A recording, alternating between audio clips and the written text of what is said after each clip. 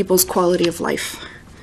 During my visits, I saw the distress being experienced by people who are unhoused and living in precarious and unfit housing circumstances, and this takes a serious toll on people's physical, mental, and emotional health. Youth I met with shared how overcrowding negatively impacts their mental health and well-being. And for people in the south of Canada who will never have the opportunity to see these communities, I'm talking about families with sometimes up to 18 people living in a 3-bedroom home the size of a 1-story World War II house. So you can all imagine how the children there were struggling to focus and complete their homework in these overcrowded conditions. Elders, people with disabilities, and many other families are forced to live in housing that is riddled with mold, exposed to the elements, and quite frankly, just absolutely unsafe to live in. But a lack of other options for housing keeps people, it forces people in these unacceptable conditions. Exorbitant prices for rentals and for home maintenance means that people sacrifice other basic needs such as food. And in 2023, people living in Canada's north continue to be sick with tuberculosis because of poor housing condition. It is shocking and completely unacceptable. Malgré les promesses. Despite the repeated promises from various orders of government, families are continuing to live in deplorable conditions.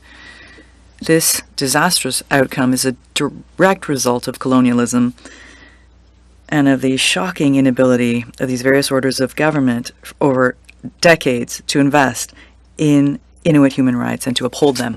This is an ongoing human rights failure that needs urgent attention, and this report, it's not the first of its kind, but it must be the last. This must be a wake-up call to governments at all levels. And every person in Canada has the human right to adequate housing, and through the National Housing Strategy Act, the same legislation that gives me my mandate, the human right to adequate housing has been enshrined in Canadian law, and this recognition of housing as a human right means that there is no excuse for inaction. All governments in Canada, from the federal level down, have an obligation to uphold the right to housing for everyone in Canada, without discrimination, but especially for those at greatest risk of their rights violations.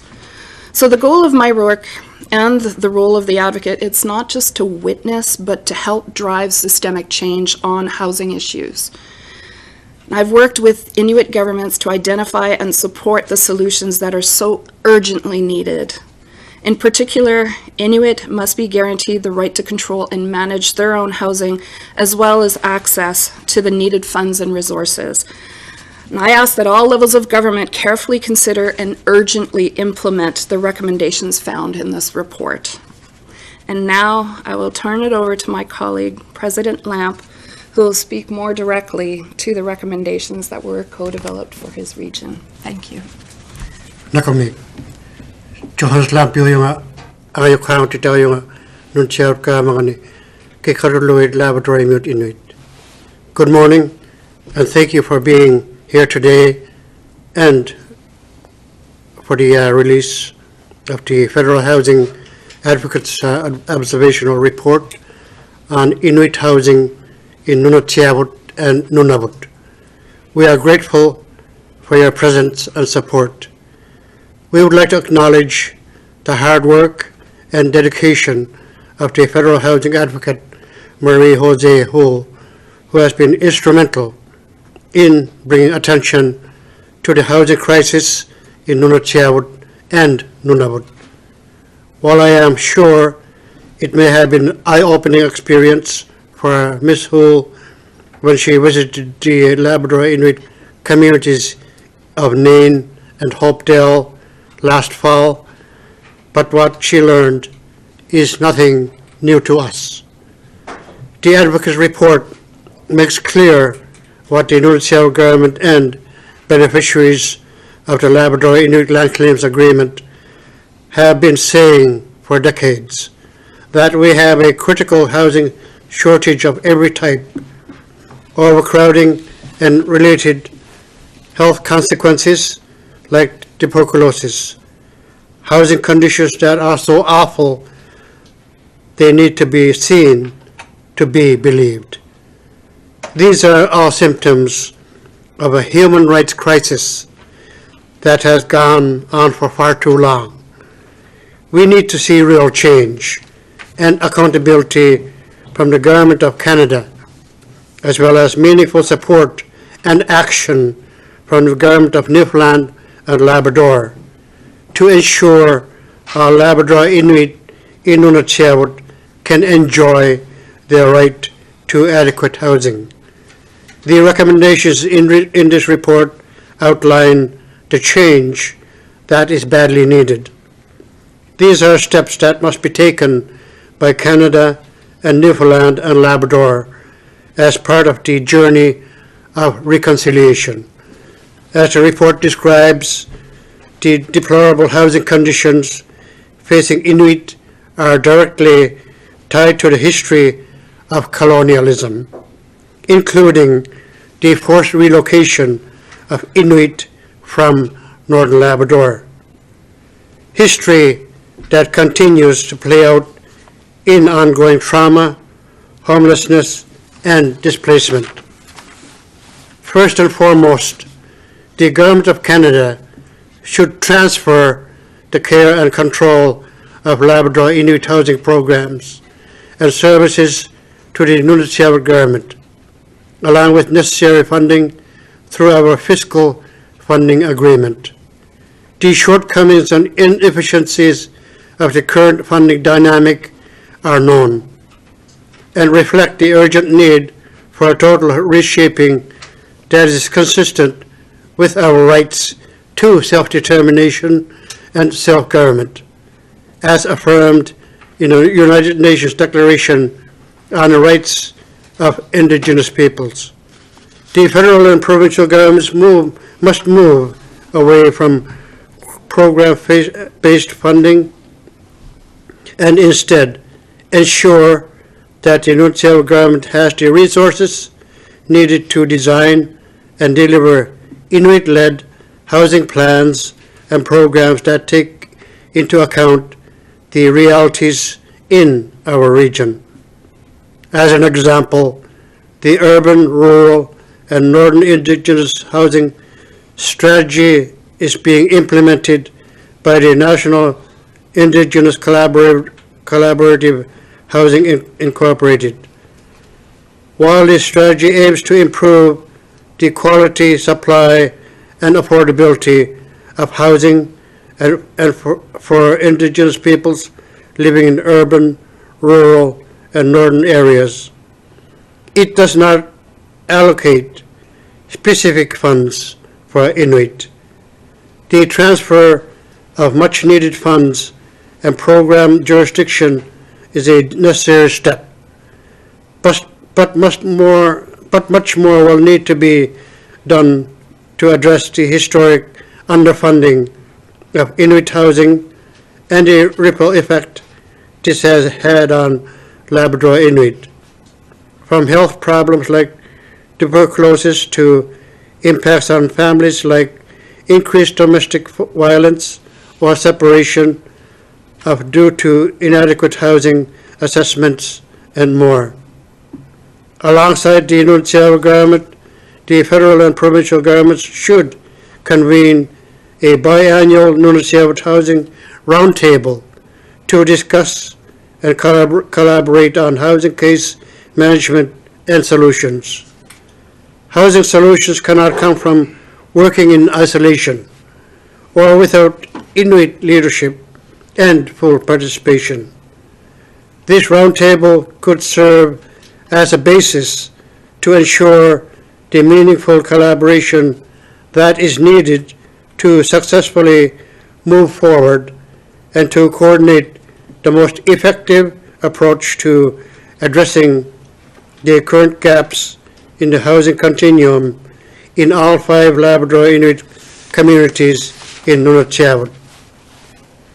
As I have noted, there are critical shortages of every type of housing in Nunatsiavut, from shelters and transition housing to affordable rentals and market housing.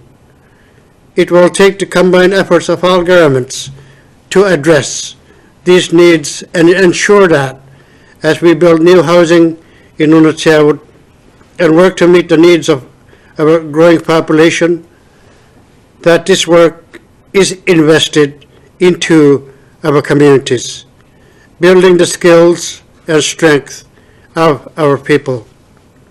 The federal and provincial governments must also support a mold remediation program, and this program must be co-developed with the Nunatsiavut government. Mold is rampant in too many homes in Nunatsiavut. In fact, we have the highest instance of mold in all of Inuit Nunavut. The housing shortage means that families are trapped living in moldy homes with nowhere else to go. It is essential that as part of the mold remediation program, a community-based housing supply is developed to provide temporary residences for households who need to relocate during renovation or to avoid exposure.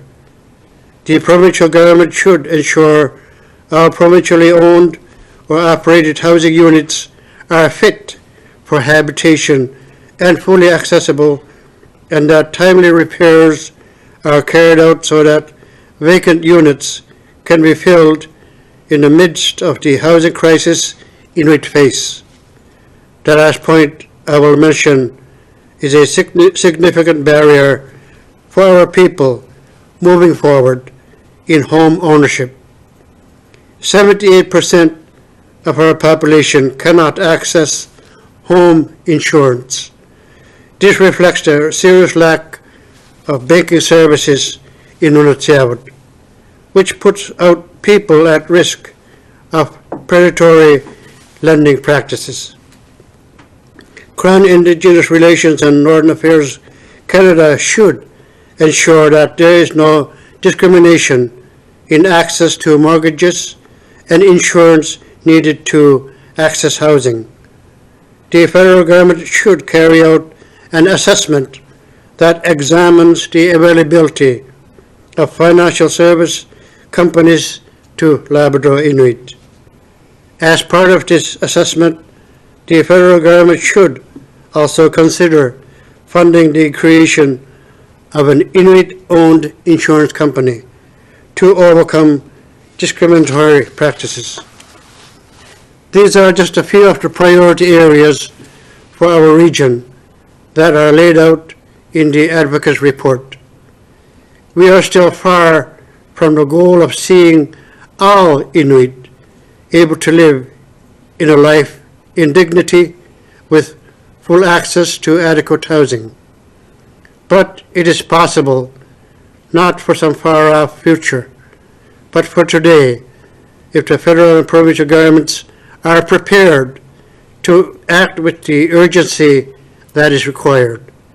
Once again, thank you for your participation and support. We hope that this report will serve as a catalyst for change and help to improve living conditions in Nunatsiavut for Labrador Inuit. Nakamig. Kuyan namin Johannes, kuyan namin naragaktok si magasi. Iglukik sang nakanong atoy na kang mga inong ni Nunavut mi Nunatsiavut mi aglad Inuit nunangan ni. 2023 marks 30 years since the Nunavut Agreement came into fruition. It was signed in 1993. Inuit negotiators worked tirelessly for decades to achieve the creation of the territory of Nunavut.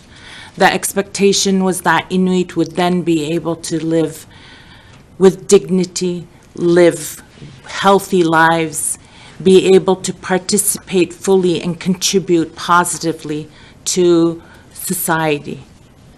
This is something that Inuit expected. Just like any other Canadian, like any of you, Inuit want to be able to lead a productive, positive life. Yet today, because of the lack of housing and the lack of diversity in Nunavut's housing continuum, Nunavut Inuit have been denied their fundamental right to housing. From the extreme housing shortage to the interconnected problems of overcrowding, disrepair, and mold, this crisis affects all Inuit. It carries very real consequences for the mental and physical health of each Inuk in Nunavut and for our collective well-being as a society. We see the impacts of overcrowding and the deteriorating conditions of our homes in the high rates of tuberculosis in our communities. In fact, in 2021, Pangnaktil's tuberculosis rate was one of the highest in the world. Pangnaktil, a community that the Federal Housing Advocate visited.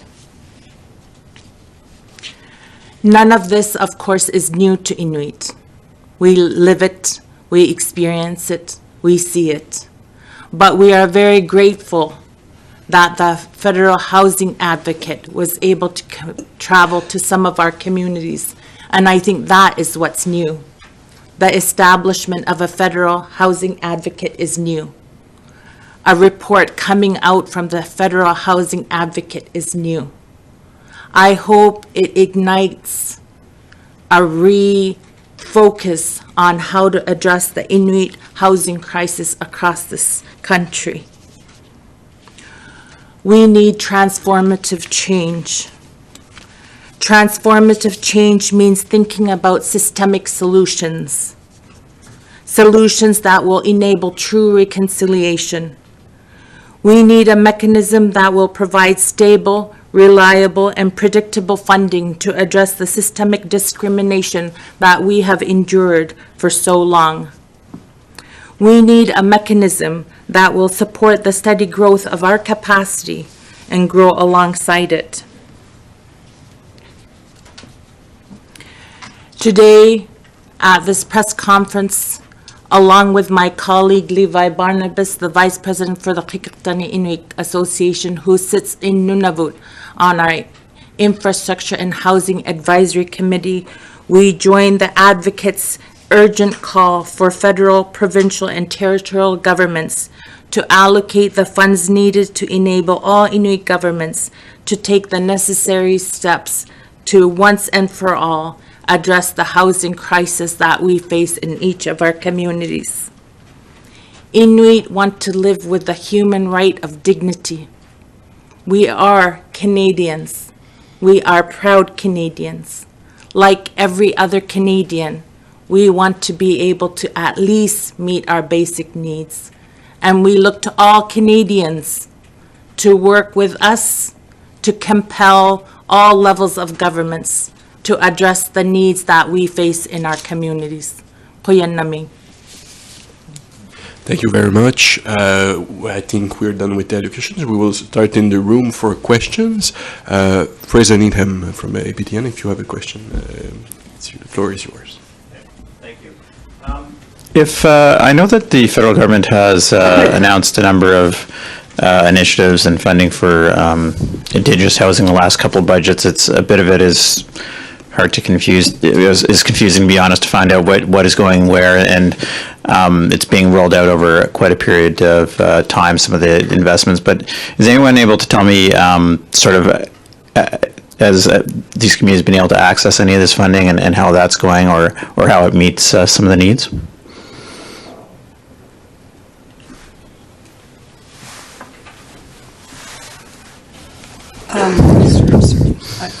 I'm Melva Williams. In 2018, the federal government budgeted $75 million for a 10-year period. Nunatsiavut had submitted to the federal government for the 2022 budget for the period of 2021 to 2023. That ask was for $274 million. 101 million was budgeted for Nunatsiavut, which leaves a gap of 173 million to fill the housing need. However, we do know that while that was budgeted for at that time, we've seen an increase in relation to the cost of construction in our region. We were budgeting at $450 to $500 dollars per square foot. We're looking at this year construction costs of $800 to $1,000 per square foot. So we know that that was the ask. It's not going to meet the needs. Okay, thank you. And I guess the follow-up question I have also is, I know that because, as you mentioned, already materials probably were quite expensive in the area, in the region, and I'm assuming they've gone up probably with inflation and some of the other challenges. Can anyone give me an idea, I guess, how much, if you just pick a place, an average rent home apartment would be in sort of Nunavut, and also maybe what it costs to buy a single-family home?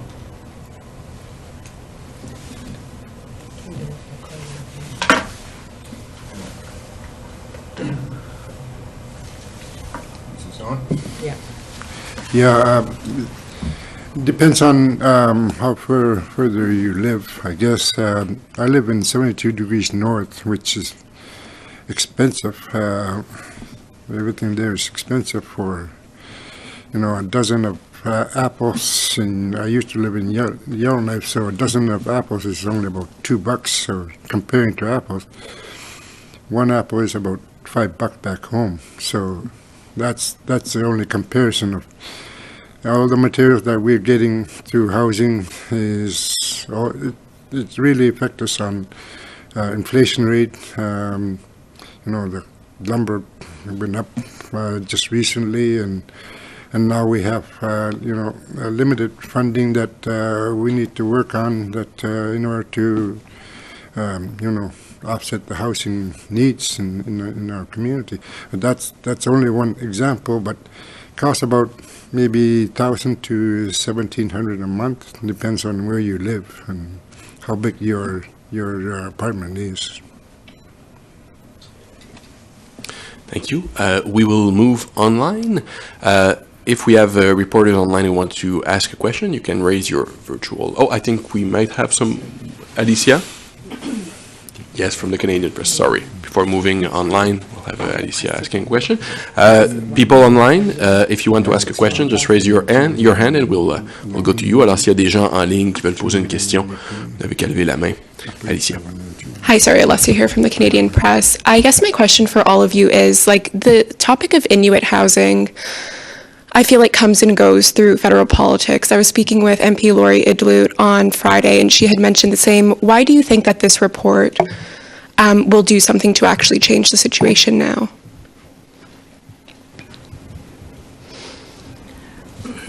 As I indicated, that none of this is new for Inuit. We live with it.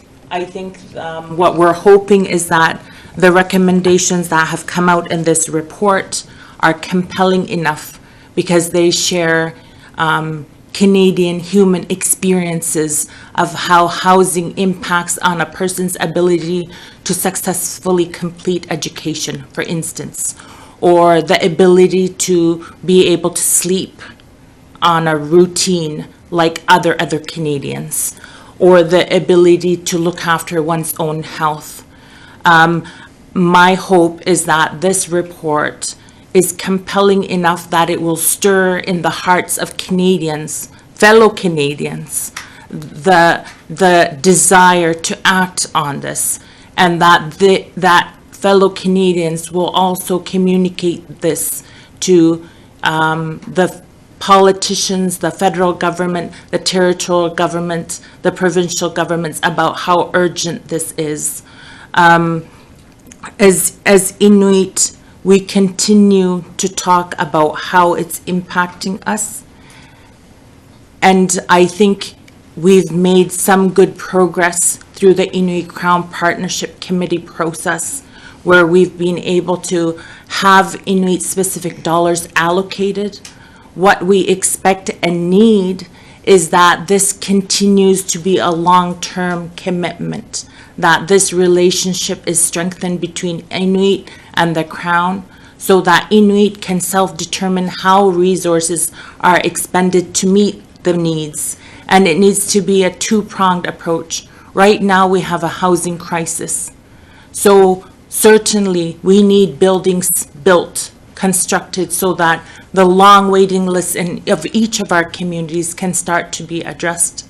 But also, in addition to that, we need a long-term commitment and strategy so that we're able to build homes not just based on quantity, but also on quantity that meets Inuit cultural practices and needs in our community. And I think with that, Canada has something to look forward to. We have a very high youth population. Imagine if we were supported so that each of us could thrive, and how much we would contribute positively to Canada as a whole. Unfortunately, right now, we're neglected, and Inuit, instead of thriving, are trying to make ends meet and are surviving and are rotating and sleeping on rotation, are not completing the formal education system, and in fact are taking their lives far too early and leaving the potential untapped because of the neglect of all levels of government. Thank you. Can I add to that?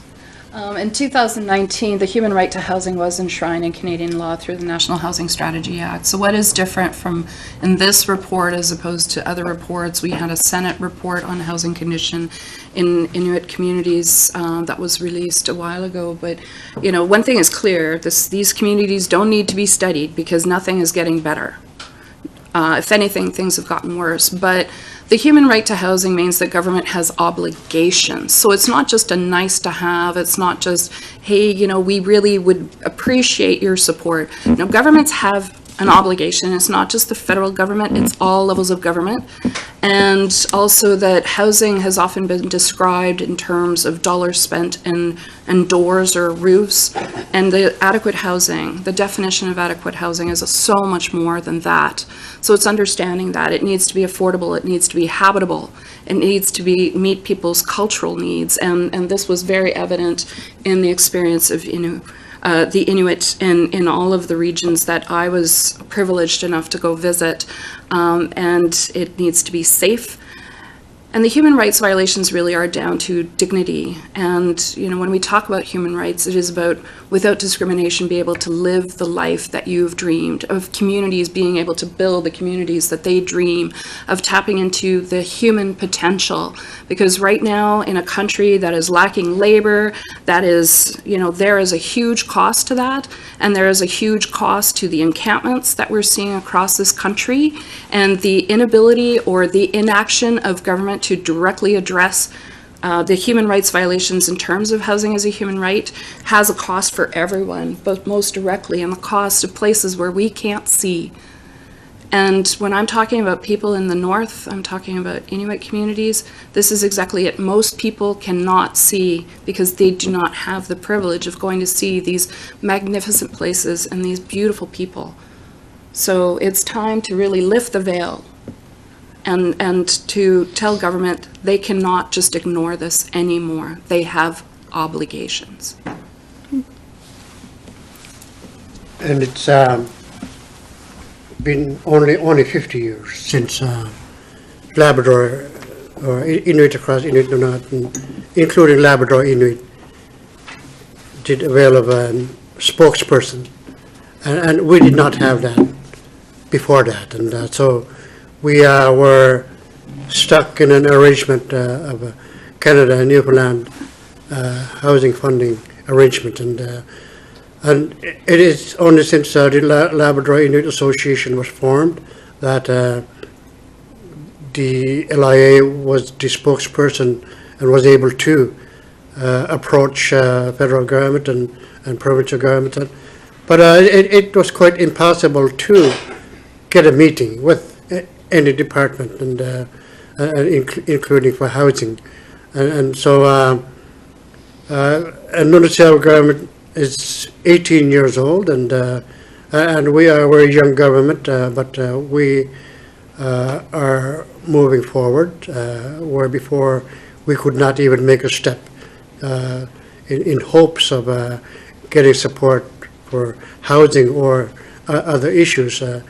But we certainly have a history, as it is called, history, where the Newfoundland government did a resettlement program in the 1940s to 1960s, and that impacted the Labrador Inuit horrendously, and we feel the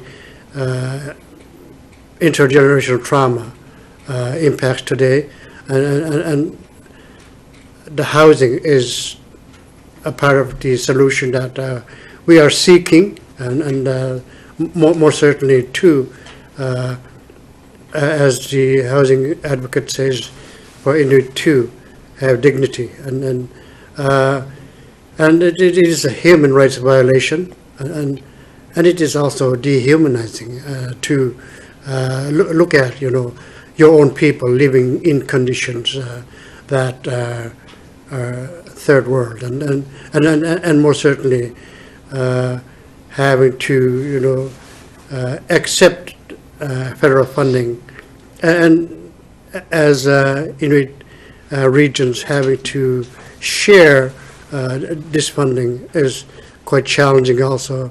But yes, it is something that Canadians may see as new, but it has never been new for us, and it has been there with us for a long time, since the federal and provincial governments started to centralize Indigenous peoples across Canada. Follow up?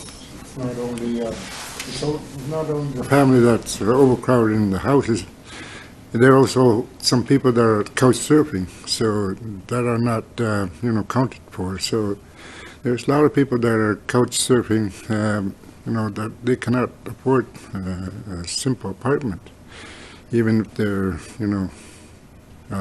if they have a job. So it's a real crisis in our area. Follow up? I don't have a follow-up, but thank you for that. Fraser, if you had another question you wanted. We can move online. We have people online waiting. On va commencer avec Mathis Harvey de Radio-Canada. Mathis Harvey from Radio-Canada. Yes, my question is for President Couture. So it's been over a year since the government of Nunavut and NTI announced their Nunavut 3000 strategy that aims to create 3,000 new homes by 2030. Can you give us an update on how things are going on that end, and also what are the next steps for NTI in that regard? Thank you for that question, Matisse.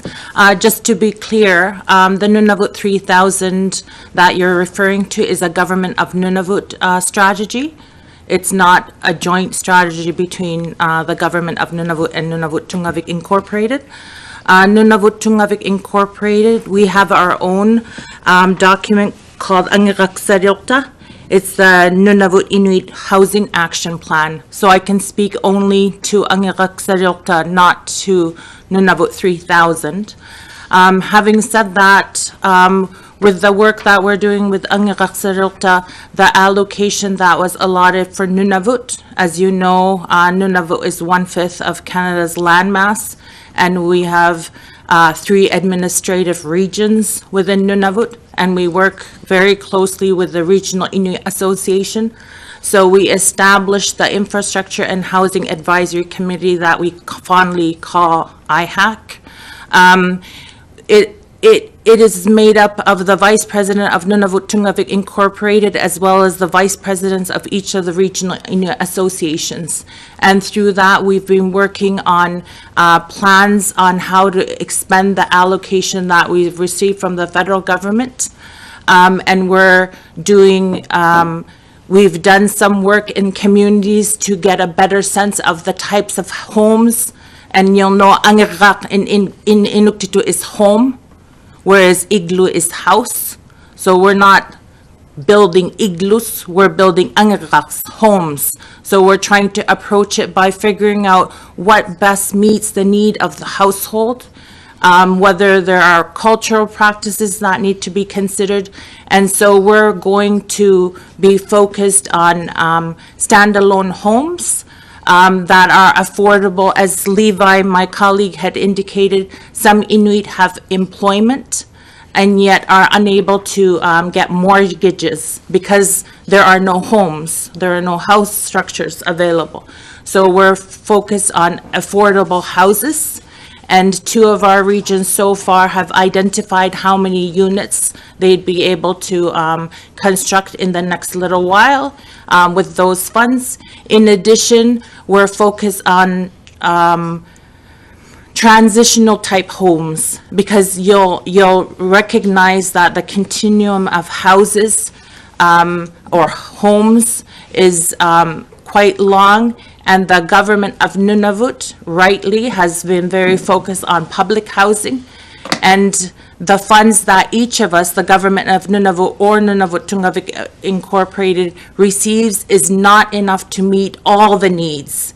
And so we're focused on affordable homes, and then we're focused on transitional homes. And with that, we're trying to prioritize how to support shelters, how to support elders facilities. So those are the types of works we're currently doing. And I think in a year, we've done an incredible amount of that legwork.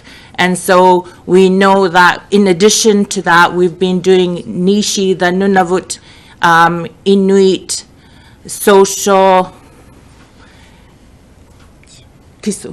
indicators. It's a housing indicators where we're taking social determinants of health data as well as housing needs and trying to get a clear picture of what each community, because we have 25 communities across our territory, what each community is in need of. Some communities have shelters, many do not. Some communities have elders facilities, many do not. So we're taking stock of what each community has and what an injection in investments to address some of the housing needs would mean to the community members. So those are the things we're working on right now. And I'm very hopeful that with this report, it will spark additional discussions and the commitment to have a long-term plan so we can continue to make positive improvements in our communities.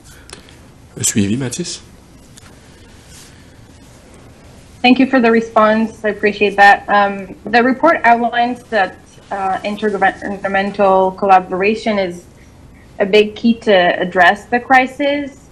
During the consultation process, what kind of collaborative initiatives or work were identified in Nunavut to address the crisis? Is that a question to you? Matsis, may I take the opportunity to maybe redress the question? Because when we didn't have round tables with governments while we were in these communities. We were meeting people with lived experience of housing precarity and homelessness. We met with youth, we met with elders, we were invited to witness the conditions directly in people's homes. However, when the recommendations were co-created with my office and the Inuit governments, the representatives being with me here today, I think that didn't, the opportunity, I think, for intergovernmental exchange didn't happen. This is something that we're looking forward to, but to use this report as a tool to set the foundation. Is that about right? Yeah. Très bien. On va passer à Ariana Kelland de CBC. Hi, thank you. My question is for President Lamb. Has the provincial government been in discussions with Nunatsiavut about this report yet? And can you talk a little bit more about what you see as the Newfoundland and Labrador government's response? What responsibilities they bear in this situation? Yes, thank you very much. We are, as Nunatsiavut government, meet government to government with the province of Newfoundland and Labrador, but it is quite challenging, and more certainly on issues that are of importance to Labrador Inuit and most certainly to our government. But we are ready to start discussions with the government of Newfoundland and Labrador on housing issues. And most certainly we are in partnership with the Newfoundland Labrador Housing Corporation on issues such as properties that they own within Nunatsiavut and Labrador, and also on the issue of homelessness. And I have to say that living in a housing crisis includes homelessness and Inuit living out on the streets and not just in the Nunatsiavut the region, but also outside of the region. For example, Happy Valley, Goose Bay, a lot of our beneficiaries travel out to the areas that are outside of Nunatsiavut and certainly come upon issues of becoming homeless and so we are talking to the province of Newfoundland Labrador in that area, but we certainly need to come to discussions of higher level issues and more certainly of how we can get the support from the government of Newfoundland Labrador as to where we are today, and we certainly do want to work with the government of Newfoundland Labrador. Thank you. That's my only question. We will move to Emma Trenter from CDC. Good morning. Thanks for taking our questions. Emma Trenter with CBC Nunavut. I'm just wondering, the information in this report, it's nothing new to people here in the territory. And as President Kotek mentioned, this is the first report from the Advocate about the region. How will you hold the government accountable to implement these recommendations when this situation is not new, but is incredibly urgent, as the report outlines? What will you do to ensure that action is taken? My reports end up in the minister's desk, and then the minister must respond. They end up in the House, and they also end up in front of the Senate. So it's not just a report and then job done and it goes to die on someone's desk. We have together a plan also to continue the conversations, to continue the advocacy, and you know, the human right to housing mechanism that was created by Canada in 2019 is one that is dialogic. It is about own responsibility. I have a monitoring mandate as well as focusing on systemic housing issues. And so we'll be watching for results, we'll be watching for actions, and we'll continue to push. And my privilege is to stand with these people and to amplify their voices about their needs for their communities. And along the lines of the United Nations Declarations of Rights of Indigenous People and the Declarations Act, there is action that can be taken through those mechanisms as well, whether locally or actually from the international level. So it's ensuring the first step is that government understands their obligations under both of these legislations, and to continue to push and to continue to monitor. We're not done. We're not done. Follow up, Emma? That's my only question. Thank you so much. Thank you. Is there any more questions, maybe online? If it's the case, you can raise your hand, or in the room. I think we're done. Thank you very much. Thanks for your time.